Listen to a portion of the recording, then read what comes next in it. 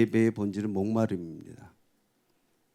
우리의 목마름, 이것은 하나님을 떠난 모든 인류의 공통적인 결과입니다. 우리는 목마를 수밖에 없어요. 그래서 이 수가성의 이 사마리아 여인, 정말 인생의 실패를 몇 번이나 거듭한 이 여인은 바로 우리 인류의 대표성입니다.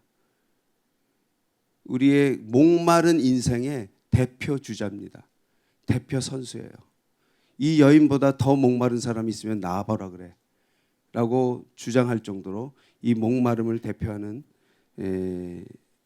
대표입니다. 이것은 아버지를 잃어버린 아담으로부터 시작된, 에덴에서부터 시작된 하나님 아버지를 떠난 모든 인간은 근원이 끊어져 버렸기 때문에 우리는 목마를 수밖에 없습니다. 그래서 이것을 회복하는 것은 예배입니다. 그래서 이 목마름은 세 가지로 우리 삶에 나타나는데, 많은 경우가 외로움입니다. 또 많은 경우가 두려움입니다. 공허함입니다. 이것은 모두 다 고아의 영의 특징입니다. 아버지를 떠난 우리는 외로울 수밖에 없어요. 아무리 주변에 사람이 많아도 우리는 외롭습니다. 또 우리는 내일 일을 알 수 없기 때문에, 보장되어 있지 않기 때문에 항상 두렵습니다. 그리고 우리는 무엇으로도 채워지지 않는다는 것을 가지면 가질수록 우리가 경험하게 되는 것이 이 공허함인 줄 믿습니다. 근데 놀랍게도 예배는 이 모든 것을 채우기에 충분합니다. 예배 한번 제대로 드리면 꽉 채워집니다. 그래서 예배가 살 길입니다. 여러분, 예배에 목숨 거십시오. 코로나로 인해서 우리의 예배가 도전받았습니다. 이제는 돌아와야 될 때입니다. 여러분, 집에서 할 수 있어요. 그러나 모이세요. 다릅니다. 마지막 때일수록 더 모이지 않게 되는 풍조가 있으리라고 성경은 말씀합니다. 그러나 모일 때에 하나님의 부으심이 각별합니다. 하여간 모여서 꽉 채우고 이 예배를 2부, 3부, 4부 늘려가시기 바랍니다. 제가 오늘 여기 예배하러 왔는데 주님께서 제 마음 가운데 하실 말씀이, 이 교회에는 엄청난 포텐셜이 있다. 그 잠재력과 가능성이 엄청나다는 거예요. 그런데 그 잠재력에 지금 여러분이 표현되고 있는 것은 1000이라고 한다면 10밖에 안 되는 거예요. 1%밖에 지금 표출이 안 되고 있다고 주님이 말씀하시더라고요. 이 교회를 통해서 하나님께서 놀라운 일들을 하실 것입니다. 그것이 하나님의 기대이고 하나님의 소망인 줄 믿습니다. 여러분들이 있는 그 가능성이 우리가 함께 예배로 뭉쳐지고 표출될 때 놀라운 이 세상을 떠들썩하게 하는 일이 이 교회로부터 시작될 줄 믿습니다. 그래서 예수님은 이 여인과의 대화 속에서 먼저 예수님이 물을 달라고 하잖아요. 얼마나 멋있는 광경인지 몰라요. 이 가장 목마른 여인에게 예수님이 물을 달라고 하십니다. 그러면서 대화를 풀어가시는데, 그러면서 이 물을 마시는 자는 다시 목마르지만 내가 주는 물을 마시는 자는 영원히 목마르지 아니하리라고. 놀라운, 이거는 단한 물 얘기가 아니고 인생의 얘기고 철학의 얘기예요. 예수님이 이렇게 한마디로 그냥 상황을 완전히 전환시키십니다. 그랬더니 그 물 주세요, 이 여자가 그러잖아요. 그러니까 예수님 뭐라 그래요? 남편 데려오라.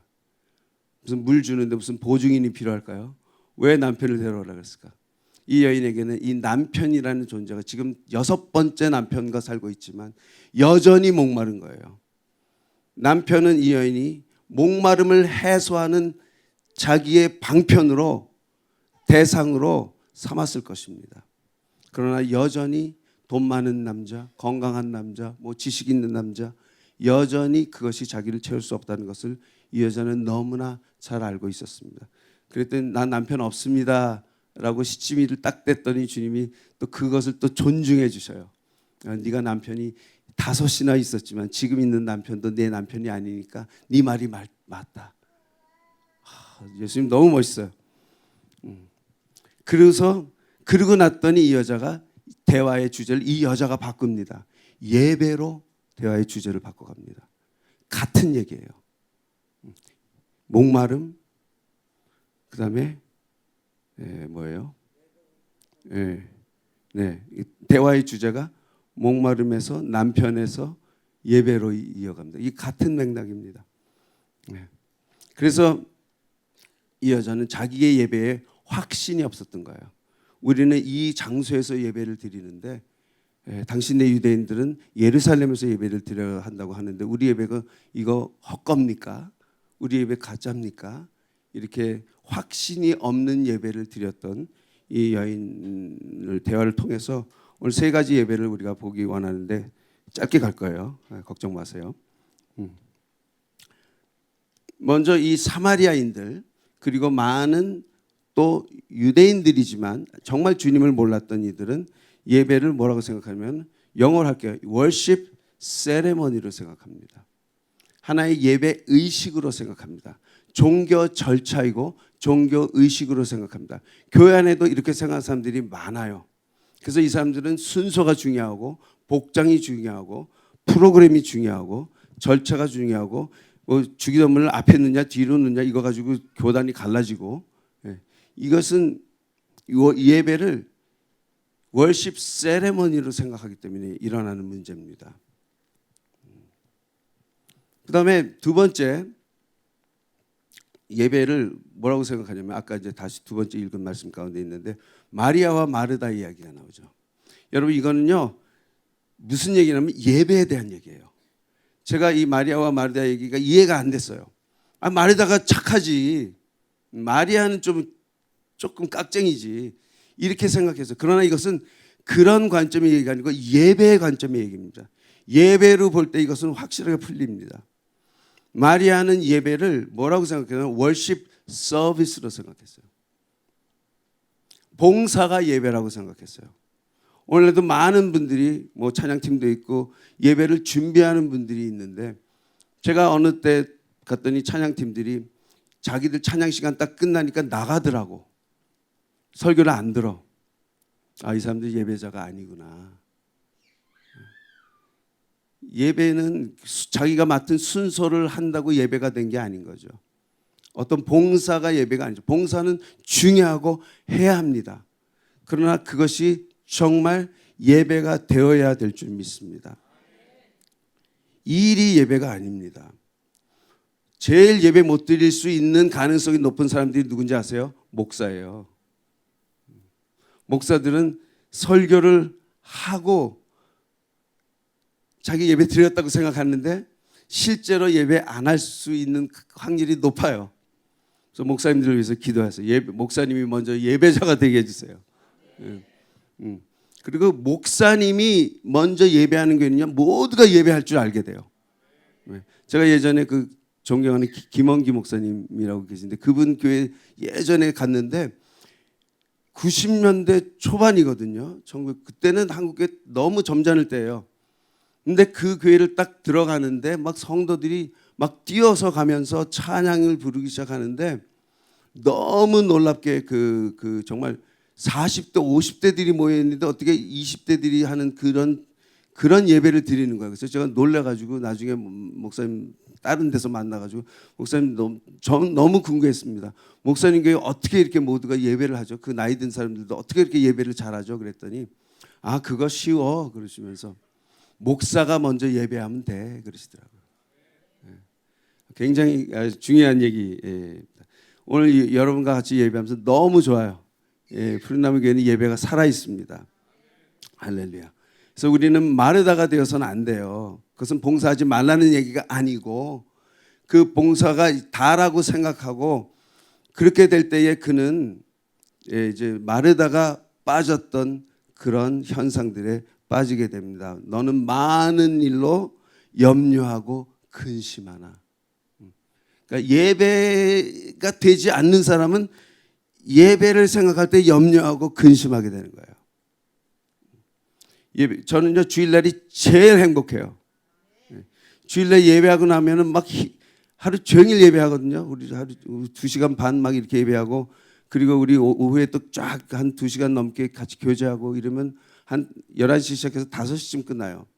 그런데 하나도 피곤하지 않고 너무 교인들이 다 힘을 얻어서 집으로 가는 모습, 집에 가고 싶지도 하지도 않고 쫓아냅니다. 그런 오셔서 한번 같이 예배하세요. 너무 좋아요. 저에게 너무 좋아요.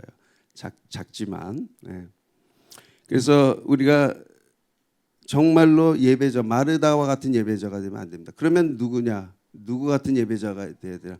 마리아와 같은 예배자죠. 마리아는 예배가 뭐냐면 그냥 월십 그 자체예요. 다른 게 안 붙어요. 세레머니도 아니고 서비스도 아니고 월십 그 자체. 월십이라는 말 자체는 경배하다는 거예요. 주님 앞에. 그래서 마르다의 별명이 있어요. 그 영어 성경에 보면 마리아가 3번 등장하는데 이 3번 다 똑같은 말로 수식이 되어 있어요. A woman at his feet. 그분 발 아래 있는 여인이에요. 마리아는 자기의 위치가 포지션이 자리가 딱 정해져 있어요. 예수님 발 아래 있는 거예요. 이것이 예배자의 자리인 줄 믿습니다. 그래서 누가복음과 요한복음 3군데 마리아가 나오는데 똑같아요. 그 자리에 있는 모습들을 우리가 볼 수 있어요. 그리고 예수님께서 마리아를 변명해 주시는데 뭐라고 하냐면은 마리아는 이 좋은 편을 택하였으니 빼앗기지 아니하리라. 무슨 얘기예요? 내가 말해도 소용없어. 쟤 못 말려. 쟤는 저 자리의 맛을 알아버렸어. 예배의 맛을 알아버렸기 때문에 마리아 말해도 안 들을 거야. 그거를 예수님은 인정하고 존중하십니다. 여러분 이 예배를 알면요 빼앗길 수 없어요. 여러분 마리아와 같은 예배자들이 되시기 바랍니다.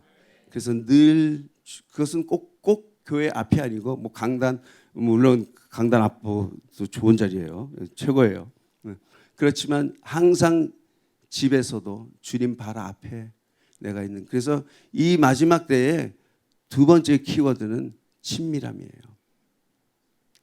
신부와 친밀함입니다.